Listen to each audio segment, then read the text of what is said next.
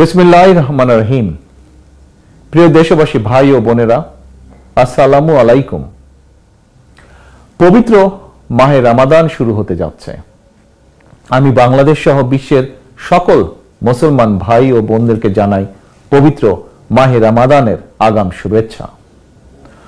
পবিত্র রমাদান মাসে দেশের মানুষ একটু শান্তি এবং স্বস্তিকর পরিবেশে রোজা রাখবেন, সেহরি করবেন, ইফতার করবেন, ইবাদত বান্দিগি করবেন, এমনটি জনগণের ইচ্ছা, আশা বা প্রত্যাশা। কিন্তু দেশে এক অস্বস্তিকর পরিস্থিতি বিরাজ করছে। চারিদিকে শুধু ভোট ডাকাত আর দুর্নীতিবাজদের উল্লাস, উপেক্ষিত অবহেলিত সাধারণ মানুষ, সাধারণ জনগণ। প্রতিদিন বেড়েই চলেছে চাল, ডাল, লবণ, তেল, চিনি, পেঁয়াজের দাম। নিত্য প্রয়োজনীয় প্রতিটি পণ্যের দাম প্রতিদিন করে একটু একটু করে জনগণের ক্রয় ক্ষমতার বাইরে চলে যাচ্ছে। এমনকি রোজাদারদের জন্য ইফতারের প্রধান অনুষঙ্গ খেজুরের দাম পর্যন্ত পরিকল্পিতভাবে বাড়িয়ে দেওয়া হয়েছে। হাসিনার দামি সরকার বলছে খেজুর নাকি বিলাসী পণ্য। এই অজুহাতে খেজুর আমদানির উপরে অস্বাভাবিক হারে শুল্ক আরোপ করা হয়েছে। দেশের মানুষের জিজ্ঞাসা, রোজাদারদের কাছে খেজুর কি বিলাসী পণ্য? সাধারণ ব্যবসায়ীদের অভিযোগ, বর্তমানে দেশে 110 টাকা কেজি দরে আমদানি করা খেজুরের শুল্ক দিতে হয় 140 টাকা। 120 টাকা কেজি দরে আমদানি করা খেজুরের শুল্ক দিতে হয় 210 টাকা। প্রশ্ন, খেজুরের উপরে এমন অস্বাভাবিক হারে শুল্ক আরোপ করলে বাজারে কি খেজুরের দাম কমবে? সুতরাং অন্তত রমজান মাসের জন্য হলেও খেজুর আমদানির উপর কি শুল্ক মওকুফ করা যেত না? প্রিয় ভাই বোনেরা, ফ্যাসিস্ট হাসিনার দুর্নীতিবাজ সরকার তথাকথিত মেগা প্রজেক্ট কিংবা ব্যক্তি বিশেষের মূর্তি কিংবা ভাবমূর্তি প্রতিষ্ঠা করতে গিয়ে বছরের পর বছর ধরে অকারণে রাষ্ট্রের শত শত কোটি টাকা খরচ করেই চলেছে। দুর্নীতির মেগা প্রজেক্ট কুইক রেন্টালের মাধ্যমে ভর্তুকি কিংবা ক্যাপাসিটি চার্জের নামে দলীয় দুর্নীতিবাজদেরকে কমপক্ষে 1 লক্ষ কোটি টাকা দিয়েছে। অথচ দেশের কোটি কোটি মুসলমানদের ইফতারের জন্য খেজুর আমদানির উপরে ভর্তুকি দূরে থাক, উল্টো খেজুর আমদানির উপরে অস্বাভাবিক হারে শুল্ক আরোপ করা হয়েছে। বছরের একটি মাত্র মাস যখন ধর্মপ্রাণ মুসলমানগণ সারাদিন রোজা শেষে অর্থের অভাবে হয়তো অনেকেই ইফতারের সময় একটি খেজুরও খেতে পারবেন না। এটি অন্যায়, এটি অন্যায্য। প্রিয় ভাই বোনেরা, গোশতের পরিবর্তে কাঁঠাল দিয়ে বার্গার বানানোর হাস্যকর পরামর্শ দিয়ে শীর্ষ দুর্নীতিবাজ হাসিনা জনগণের সঙ্গে মশকরা করেছিল। হাসিনা ভাইরাসে আক্রান্ত দামি মন্ত্রীরাও এখন জনগণের সঙ্গে মশকরা করা শুরু করেছে। দুদিন আগেই আপনারা দেখেছেন এক দামি মন্ত্রী রোজাদারদেরকে ইফতারের সময় খেজুরের পরিবর্তে বড়ই খাওয়ার পরামর্শ দিয়েছে। রাজনৈতিকভাবে চরিত্র হারানো আওয়ামী লীগের দামি এমপি মন্ত্রীরা জানে না সব জিনিসের দামি হয় না। বড়ই কখনোই খেজুরের দামি হতে পারে না। সারাদিন পবিত্র রোজা শেষে গরিব ধনী সকল রোজাদারদের কাছে ইফতারের সময় খেজুর শুধুমাত্র সাধারণ একটি ফল নয়, বরং এটি সুন্নত, এটি মুসলমানদের ধর্মীয় অনুষঙ্গ কিংবা রীতি। দেশের ধর্মপ্রাণ জনগণ বিশ্বাস করেন হাসিনার দামি সরকার অত্যন্ত সূক্ষ্ম এবং পরিকল্পিতভাবেই দেশের বৃহত্তর জনগোষ্ঠীর ধর্মীয় সংস্কৃতি এবং সামাজিক রীতি ও মূল্যবোধের বিরুদ্ধে অবস্থান নিয়েছে। সকলের মনে প্রশ্ন, দেশের জনগণের ধর্মীয় সংস্কৃতি এবং সামাজিক মূল্যবোধের বিরুদ্ধে অবস্থান নিয়ে দামি হাসিনা কাদেরকে খুশি করতে চায়? প্রিয় দেশবাসী, শুধু বাজারে দ্রব্যমূল্যের আগুন নয়, দেশের প্রতিটি ক্ষেত্রেই চলছে অবিচার, অন্যায়, অনিয়ম।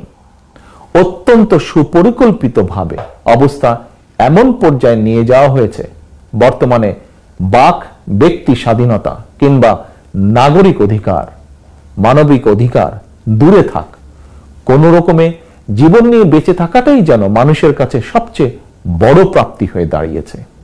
একদিকে গুম খুন, হামলা মামলা, নির্যাতন নিপীড়ন চলছে, অপরদিকে হাসিনা আর তার মাফিয়া চক্রের আগুনে পুড়ে ছাই হচ্ছে বস্তি, দোকানপাট কিংবা সুউচ্চ ভবন।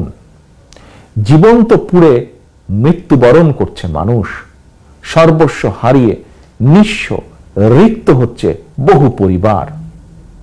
অগ্নিকাণ্ডের ঘটনা প্রায় নৈমিত্তিক হয়ে দাঁড়িয়েছে। গত 29 ফেব্রুয়ারি বেইলি রোডে সংঘটিত অগ্নিকাণ্ড কোনো বিচ্ছিন্ন ঘটনা ছিল না, বরং বেইলি রোডে ক্ষমতালোভী হাসিনার দুষ্ট রাজনীতি আর চরম দায়িত্বহীনতার বলি হয়েছে 46টি তরতাজা প্রাণ।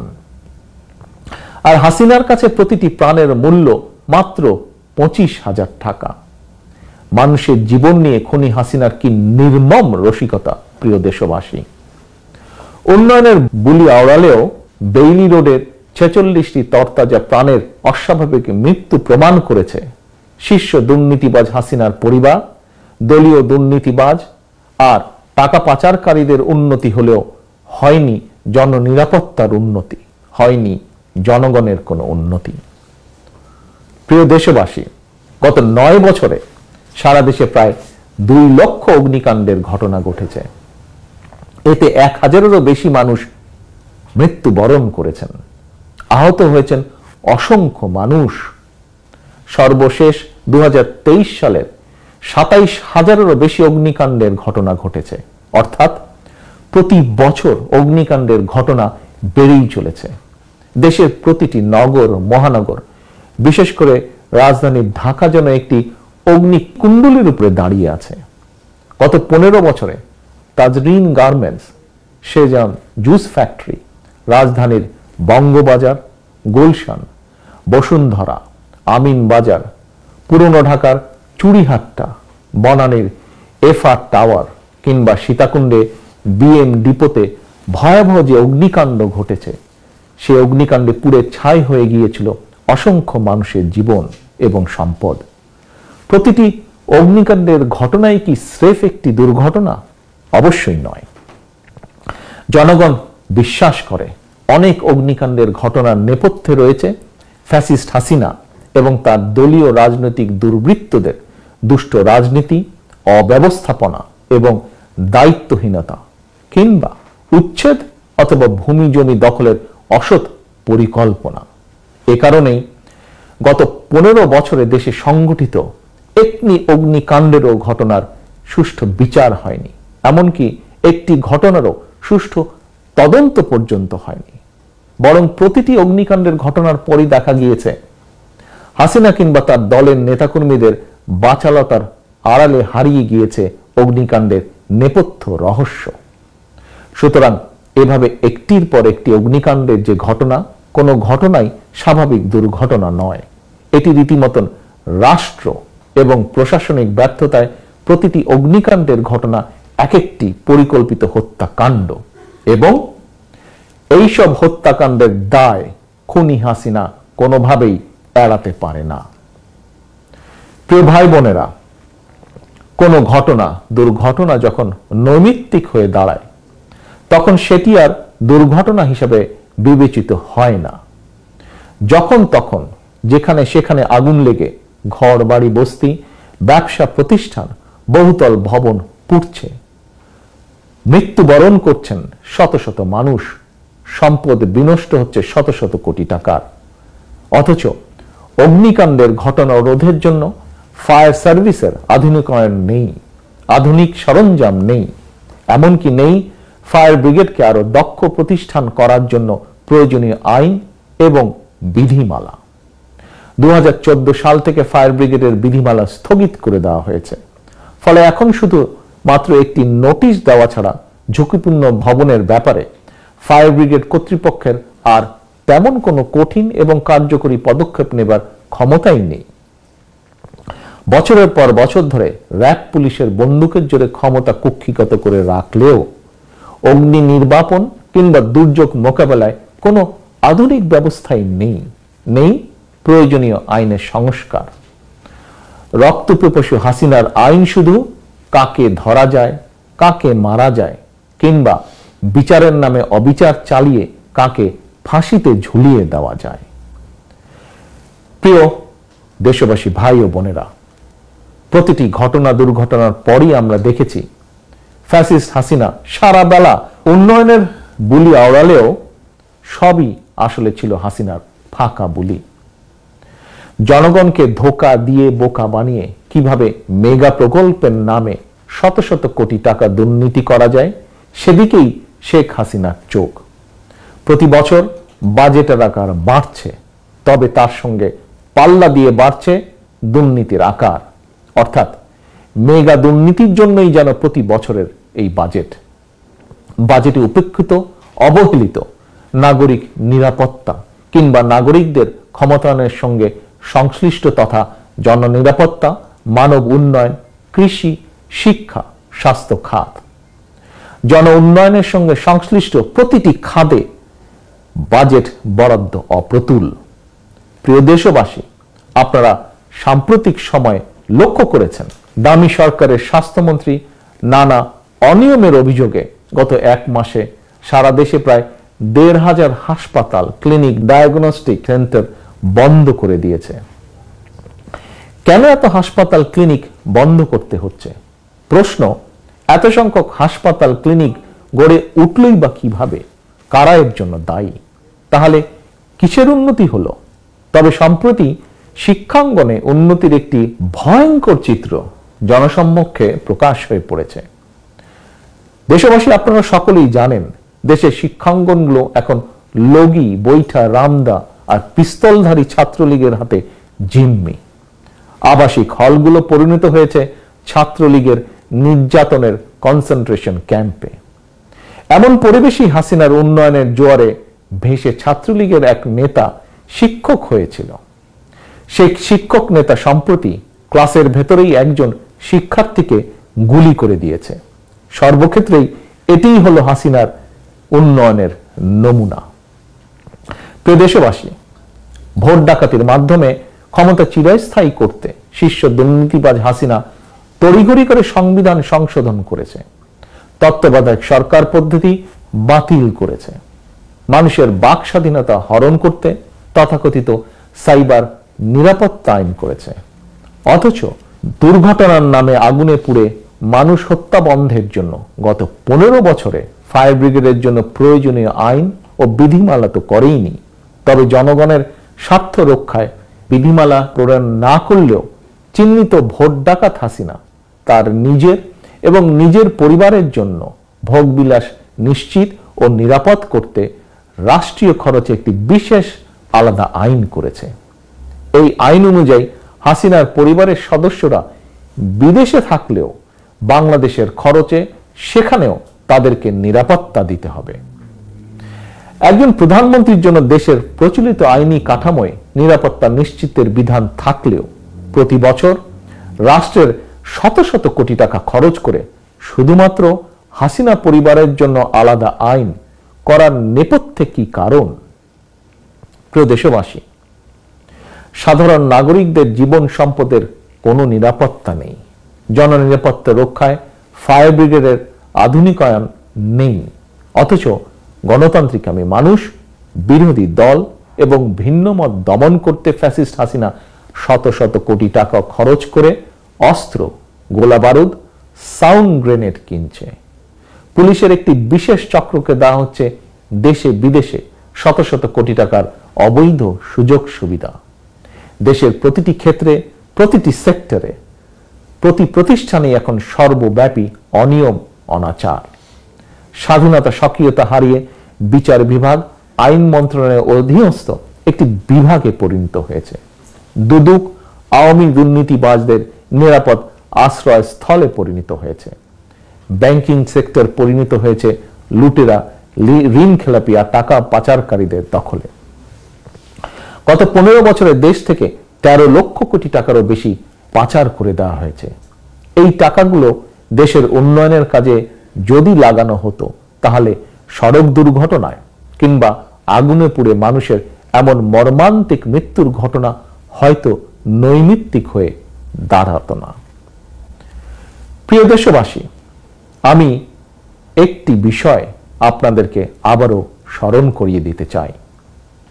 সম্পূর্ণ মিথ্যা এবং রাজনৈতিক উদ্দেশ্য প্রণোদিত মামলায় একাধিকবার জনগণের ভোটে নির্বাচিত সাবেক প্রধানমন্ত্রী mother of democracy Begum Khaleda জিয়ার প্রতি বিচারের নামে করা হয়েছে অবিচার। অন্যায়ভাবে খালেদা জিয়াকে কারারুদ্ধ করে কেবল একজন রাজনৈতিক নেত্রীকেই নয়, বরং বাংলাদেশের কণ্ঠকেই রুদ্ধ করে রাখা হয়েছে। অনেকেই হয়তো ফ্যাসিস্ট হাসিনার রোশানল থেকে বাঁচার জন্য নীরব ছিলেন, কিংবা যে কোনো কারণেই হোক সরব প্রতিবাদ করেননি সমাজের বহু মানুষ। তাতে কি দেশের কোনো লাভ হয়েছে প্রিয় দেশবাসী? বরং দেশ হয়েছে ক্ষতিগ্রস্ত, দেশে গণতন্ত্রের কবর রচিত হয়েছে। এখন আর ফ্যাসিস্ট হাসিনা কাউকেই মানুষ বলেই গণ্য করছে না। ফ্যাসিস্ট হাসিনার থাবা থেকে বর্তমানে একজন নোবেল লরিয়েটেরও রেহাই মিলছে না। এক যুগেরও বেশি সময় পার হলেও এখনো সাংবাদিক দম্পতি সাগর রুনির হত্যার বিচারই হয়নি। গত 15 বছরে সংখ্যালঘু সম্প্রদায়ের উপর হামলার একটি ঘটনারও সুষ্ঠু তদন্ত কিংবা বিচার হয়নি। দেশে সংগঠিত একটি অগ্নিকাণ্ডের ঘটনারও সুষ্ঠু তদন্ত বা বিচার হয়নি। ব্যাংকদের বিচার হয়নি, অথচ একটি ঠুনকো অভিযোগে একজন নোবেল লরিয়েটকে প্রায় প্রতিদিনই আদালতের বারান্দায় ঘুরতে হচ্ছে।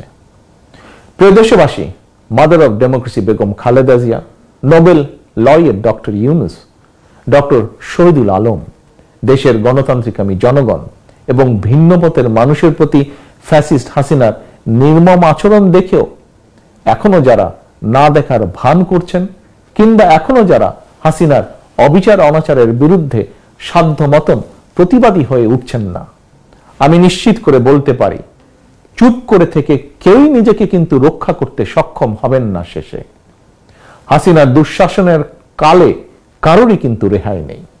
আপনি রাজনীতি করেন কিংবা না করেন, কেউই নিরাপদ নন আপনারা, আমরা। প্রধান বিচারপতি এস.কে. সিনহারও রেহাই মিলেনি। কারণ কি? কারণ হাসিনা এখন কেবল মাত্র একটি কলের পুতুল। হাসিনার ক্ষমতার নাটাই দেশের জনগণ কিংবা বাংলাদেশের সীমানার ভিতরে নয়। হাসিনার ক্ষমতার নাটাই বাংলাদেশের সীমানার বাইরে।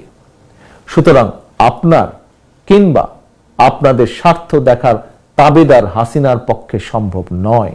এমনকি তাবেদার হাসিনা আপনার স্বার্থ দেখার সক্ষমতাই হারিয়ে ফেলেছে। প্রিয় ভাই বোনেরা, কেন এই কথাটি আপনাদের সামনে তুলে ধরলাম তার কারণও আপনাদের সামনে তুলে ধরছি। দেশের সীমান্তে বাংলাদেশের নাগরিক হত্যা, এমনকি বিজিবি সদস্যদেরকেও মেরে ফেললেও বাংলাদেশ প্রতিবাদ করার সাহসই হারিয়ে ফেলেছে। বরং দিন দুয়েক আগে দামি প্রধানমন্ত্রীর, দামি নিরাপত্তা উপদেষ্টার একটি বক্তব্য রীতিমতন বাংলাদেশের নাগরিকদের জন্য উদ্বেগজনক।